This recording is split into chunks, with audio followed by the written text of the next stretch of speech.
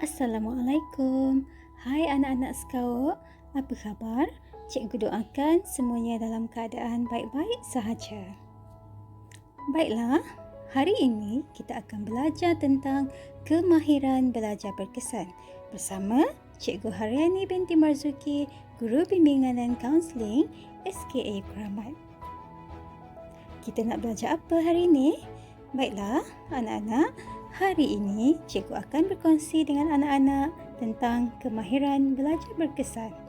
Nak tahu tak tips belajar yang berkesan untuk anak-anak?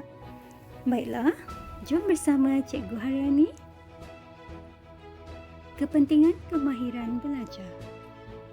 Pertama, meningkatkan daya belajar dan daya intelek. Kemahiran belajar dapat menguji sejauh mana keupayaan anak-anak semasa belajar dan sejauh mana kemampuan daya fikir serta minda anak-anak. Kedua, memupuk disiplin belajar. Anak-anak dapat belajar bagaimana untuk patuh kepada jadual pembelajaran di rumah maupun di sekolah. Ia turut menguji sejauh mana keupayaan anak-anak dalam menyiapkan sesuatu latihan atau tugasan yang diberikan oleh guru. Ketiga, pengurusan masa yang berkesan. Anak-anak dapat menguruskan masa dengan baik. Contoh, tetapkan tempoh masa untuk anak-anak belajar. Pastikan jadual tersebut tidak terlalu padat dan mempunyai waktu rehat seketika atau take 5 bagi mengelakkan anak-anak stres. Keempat, membina budaya belajar yang betul dan berkesan. Dengan adanya jadual belajar dapat membantu membina budaya belajar yang betul dan berkesan kerana anak-anak telah mempunyai panduan untuk diikuti.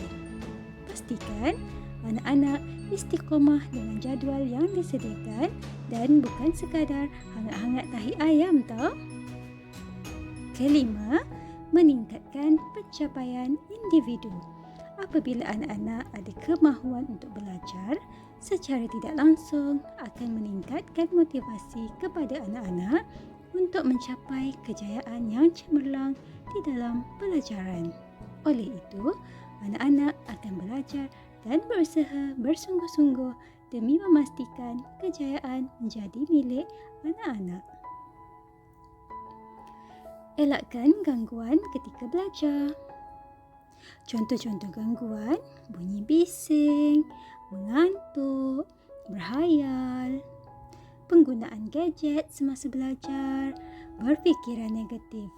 Contoh, susahnya, tak pandailah, kurang atau tidak berminat dengan sesuatu subjek. Apa yang perlu anak-anak lakukan?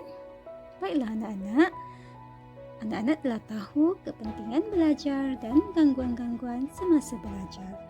Jadi, apa yang perlu anak-anak lakukan sekarang? Jom cikgu kongsikan panduan. Pertama, kawal tumpuan atau fokus. Anak-anak perlu tetapkan niat sebelum memulakan sesi pembelajaran. Mohonlah supaya diterangkan hati dan mudah untuk faham. Elakkan sebarang gangguan dan bunyi bising yang boleh mengganggu anak-anak.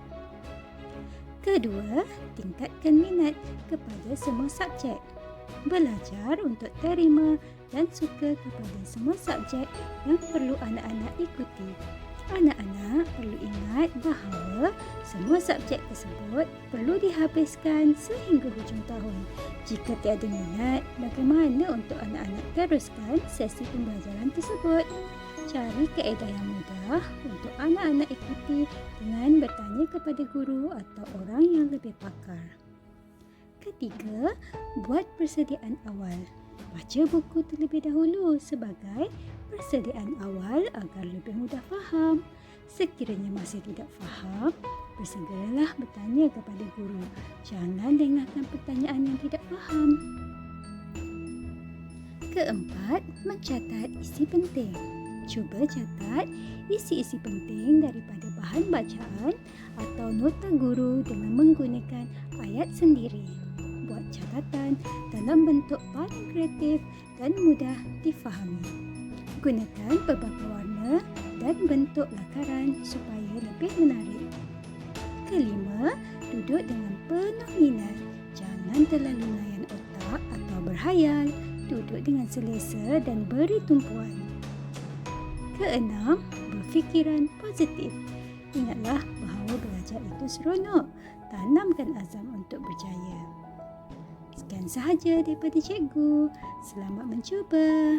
Terima kasih.